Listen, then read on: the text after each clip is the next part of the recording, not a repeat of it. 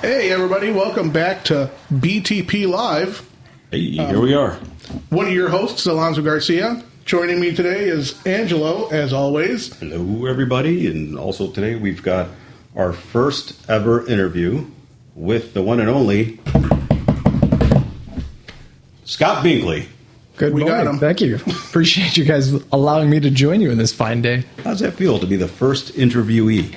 It's pretty amazing. On one hand, I'm sure I'm going to screw it up and cause this whole thing to just be trashed and thrown into a giant garbage bin, but I'm here for it. I'm ready to enjoy it.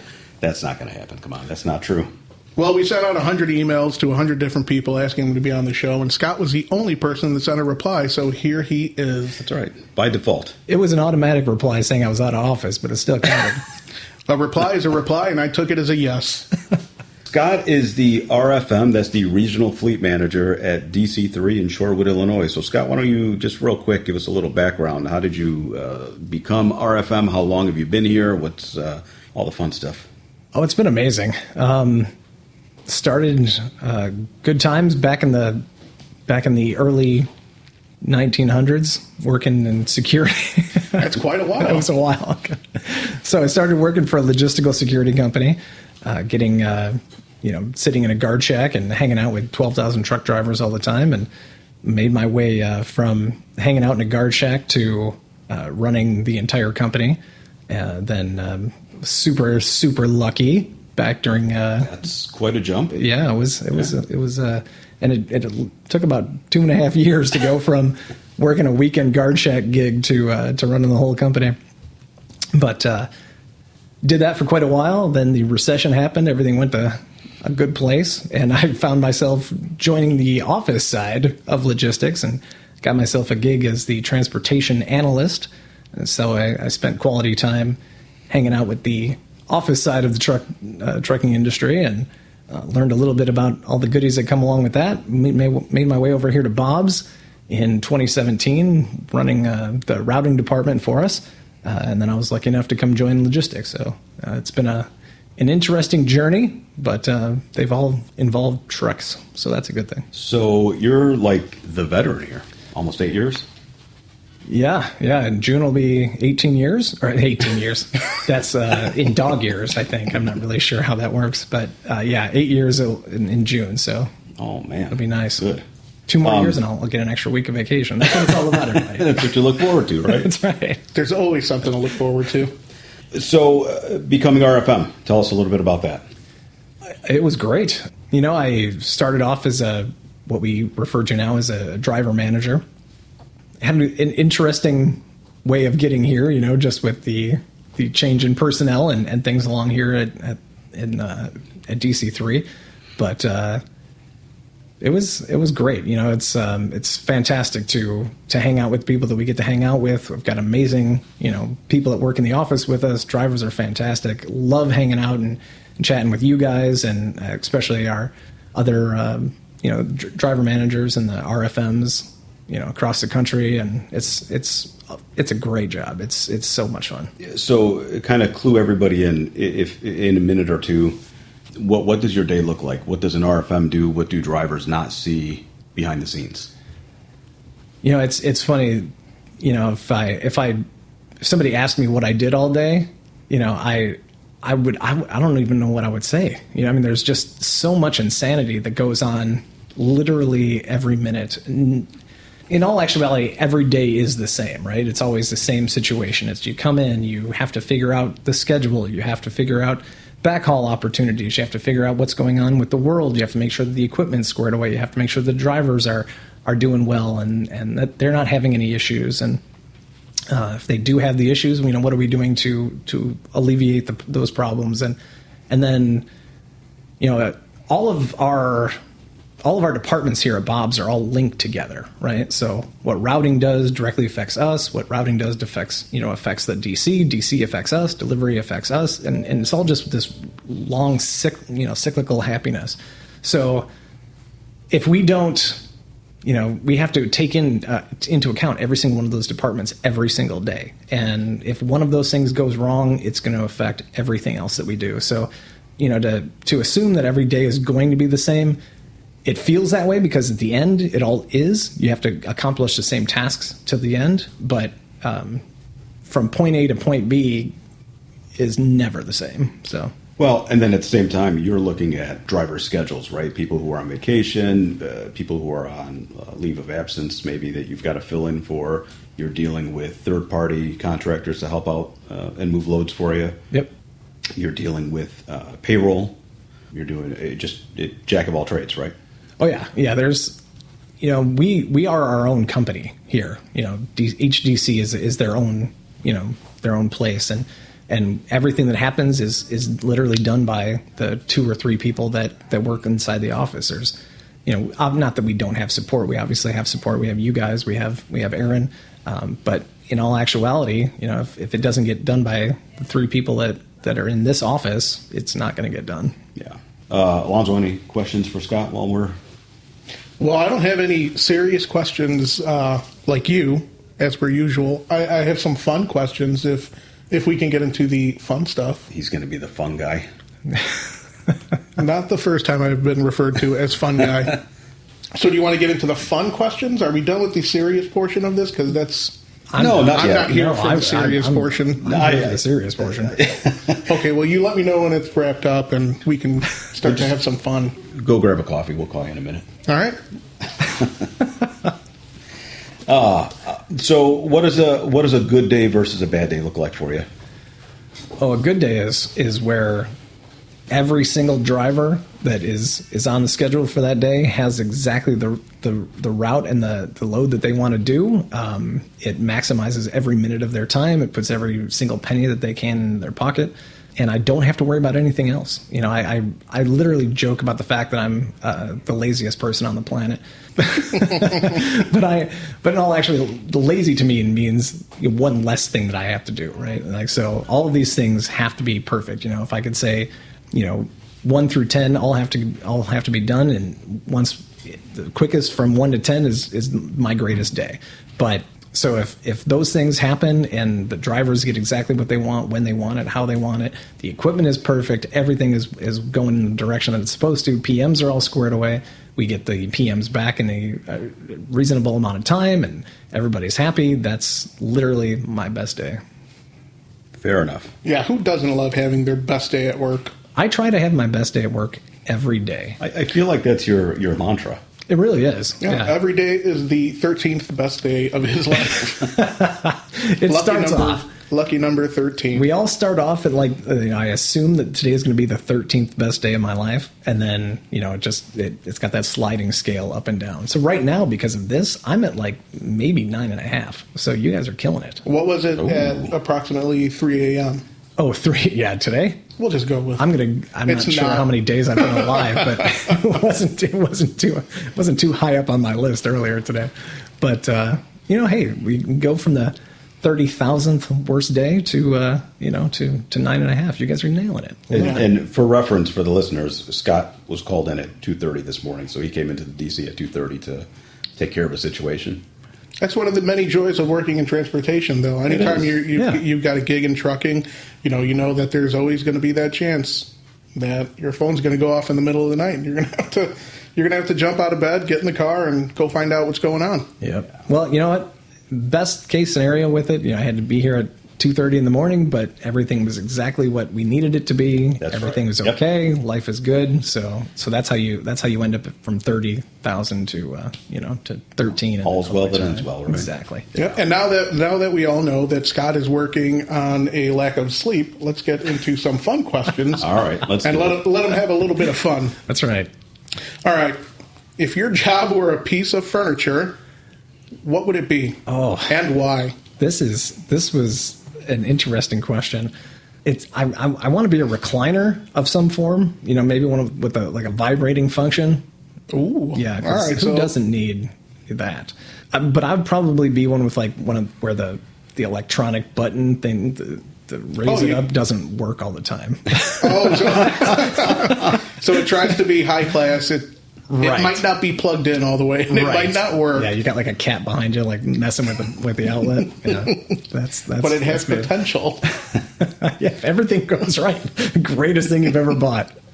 But if not, at the end of the day, he's just a chair. Yeah, or you just get stuck with your feet up, and then you got to figure out a way to roll out of it.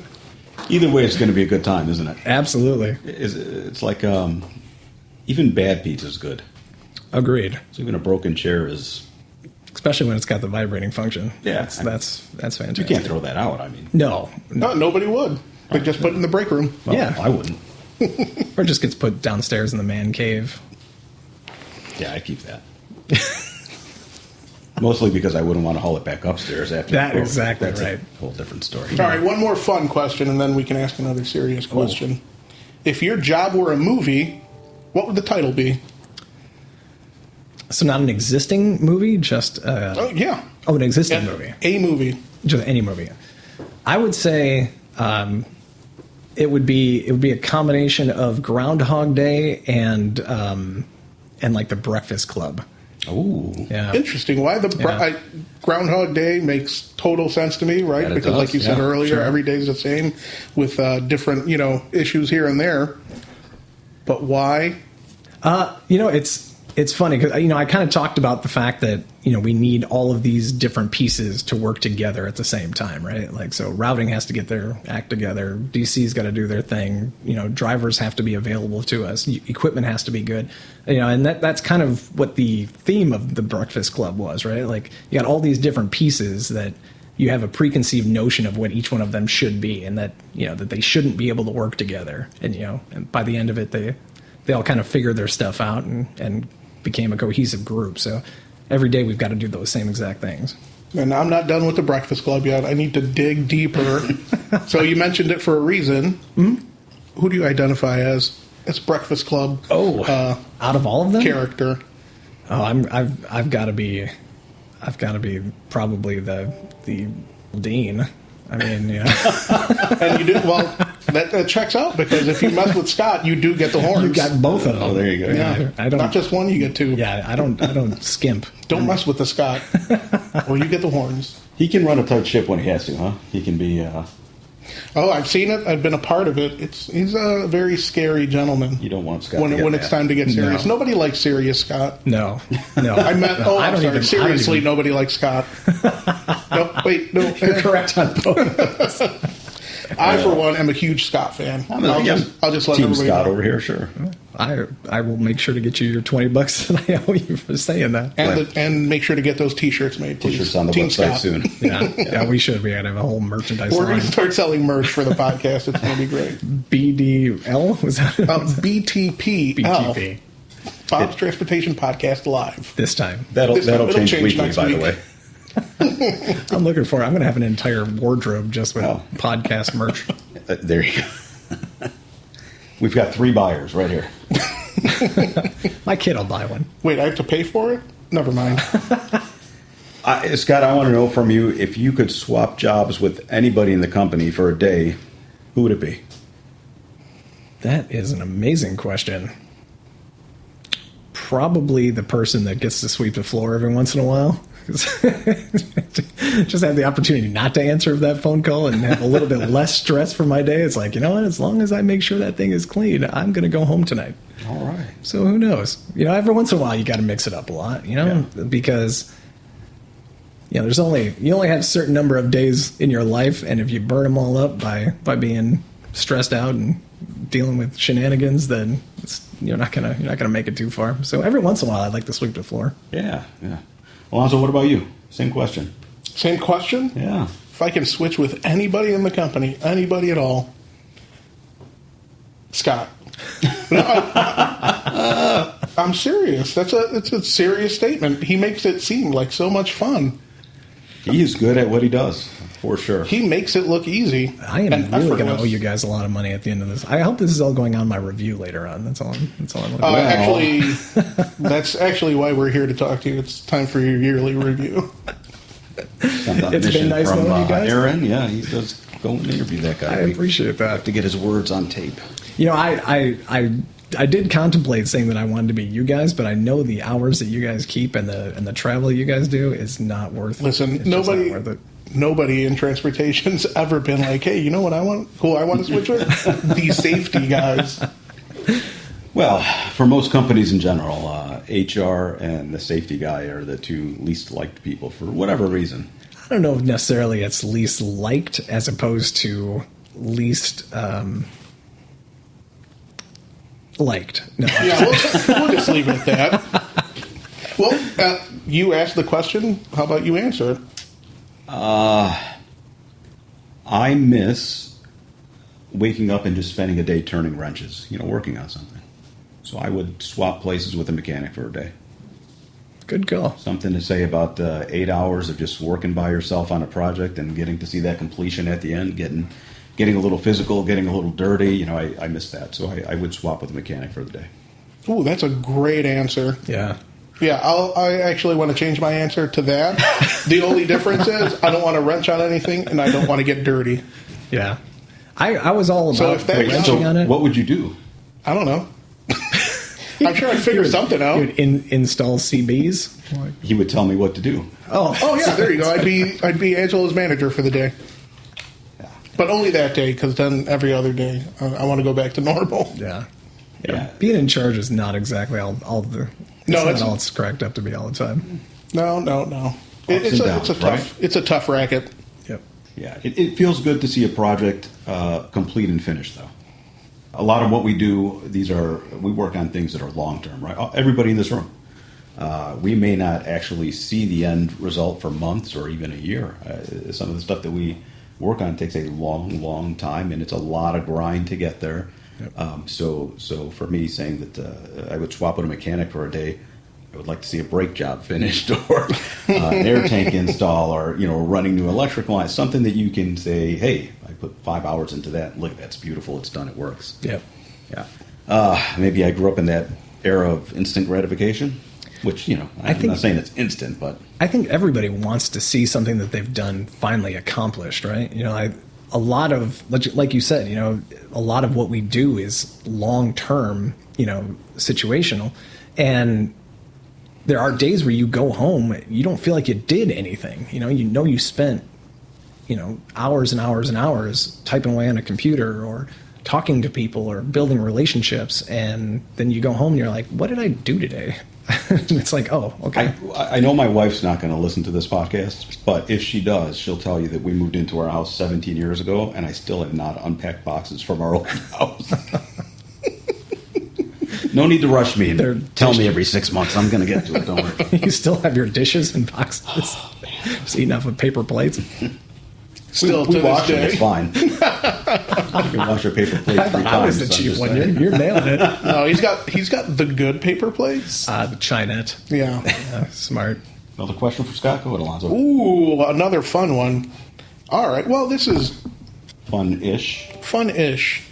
And you can have as much fun with it as you want or keep it really short. But in your own words, explain why being a driver at Bob's is different and how you impact that. How being a driver at Bob's is different than anywhere else. Yeah, like if you wanted to sell the idea of being a driver at Bob's based off of your millions of interactions with our drivers, why would a driver that works somewhere else want to work here? Geez, you could go for days, I think, on this. Even to the point where, even in our interviews, one of the first things we ever say in an interview is we completely understand when drivers come in to interview for a trucking company that they automatically assume that the people that are sitting on this side of the table are lying to them or trying to get them to believe something that might not necessarily be true because they need that driver to be here. I just want to throw in, I've heard Scott say this during interviews, and I love that you say that to drivers because most of them, if they have any experience, they've come here with a chip on their shoulder. Right. They're already expecting to get taken advantage of. Yep. Are we perfect? No. Do we have room for improvement? Of course. Are we getting to a really, really great place? Absolutely. And, I see that as one of the greatest assets to what we do here is, it's no touch freight. We don't ask anybody to climb in the back of the trailers. Not that, something might happen from time to time where they leave paperwork too far in a trailer and somebody might have to climb up in there or something like that. But that's not a normal function of our lives. So, for what we do in the environment that we try to create, across the board, we do everything that we can to make it as driver friendly as we can. The number of things that we try to do for the drivers, it's not BS. It's not us trying to win our team over. Our team is here. If they didn't like what they were doing here, they know that they can go get a job in 20 minutes somewhere else. So if you appreciate what you're doing, you appreciate what the company tries to do to help everybody, then this is an amazing place to work. Sean always refers to it as the mecca of truck driving. I believe, Angela, you've mentioned that on numerous occasions. I call it the Holy Grail all the time. And this is where... It's the Cadillac of driving jobs. Yeah. It's the one everyone wants.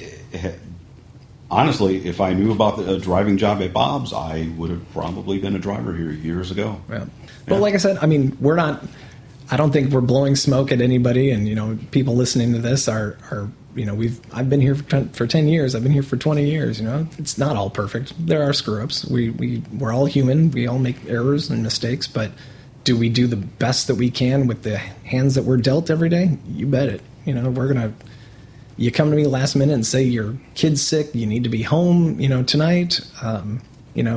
Family comes first. We do everything that we can, even though we know that it's going to make our jobs harder and it's going to make the other drivers' jobs harder because, another guy that would have enough miles to get, to a longer run or get more miles under his belt, maybe he can't do that now because he's got to cover for, the guy who had a family emergency at home. Or the other way, maybe if he was hoping for a shorter night to get home for date night with the missus or whatever it happened to be, and now he's got to run to Kansas City because of a situation that occurred, So, like I said, all of these things have to work out perfectly throughout our days to make everyone happy. But, we constantly are rotating and changing and adjusting throughout the day in order to help make that as close to reality as we can. Well, and I'll say you've built that culture here too, though, right?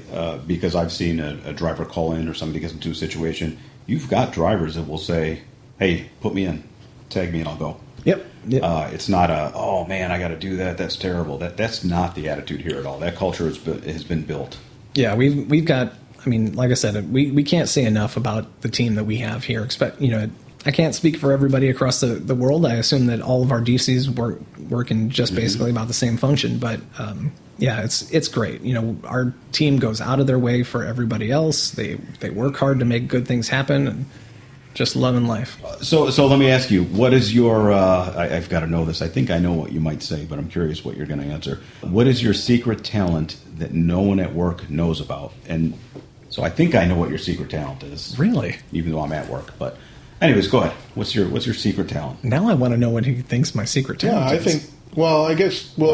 think it has to do with all these pictures that are on the wall. Not that you can see it on the podcast. Okay. Scott he's an avid waterfowl hunter. That is true. Is that fair? That is very true. Yes. That's what I thought you were going to say, but no, that's definitely not a secret. I have. Yeah, you it's walk in literally this office. Well, I think plastered on the wall. There's that. So. Yeah, no, that is true. I am an avid waterfowl hunter, which just means that I like to sit outside in the rain and the cold very early in the morning just to be bored out of my mind. I think I've shot 7 birds in my entire life, which is good because I've only been doing it for like 11 years. So congratulations to all of you great waterfowl hunters out there. Well, there's always tomorrow. Just think of all the lives you saved by not harming any fowl. That's very true. They say even a bad day is conservation. So that's a beautiful thing. So yeah, I wouldn't have gone there just because that's clearly not a secret here in this office. But tap dancing. I do tap dance very well. I juggle, but no. If you give me 2 bean bags, 2 knives, I'll juggle the bejesus out of those 2. Man, I wish there was cameras. I would love to record that. We'll do it. We'll get there. Yeah, I have many useless talents. No joke. I don't think anybody actually does know this except for a very select few. But I did almost audition for the Voice. Stop it. That's true. Stop it. That's wow. It is true. And how much are we going to have to pay to? I don't know. Well, I've already given you guys like $40 to say nice things about me. I don't know what's going to cost you. We'll have to see. Ricky always says, "Don't do anything that you're good at for free." So we'll get there. Gotcha. We'll get there. We'll have a paid. We'll have a live stream where they have to pay for it. I don't know how these things work. Don't worry, we'll figure it out, and we'll get everybody to chip in. That's a right. couple bucks, and we'll have you perform for everybody. That would be good. And then we'll have a list of like 7 different songs, and they have to vote for it. Our driver's appreciation event here is going to be fantastic because we just found out that we are going to be experiencing the musical stylings of Richard. That's true. I'm That's his excited. stage name. This is Binkley Karaoke. Binky Yoki. Oh no! Nicely done.